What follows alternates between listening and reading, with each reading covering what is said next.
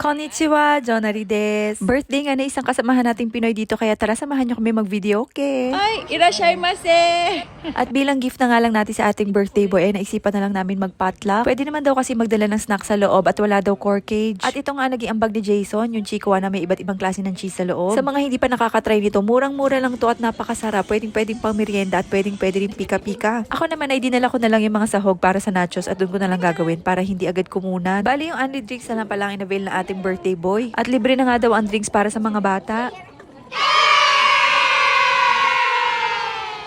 Maneki-Nei ko nga ang pangalan ng karaoke na to. At dito lang to malapit sa amin sa May Imari. Ang lawak at ang ganda nga rin ng na-avail na room na ating birthday boy.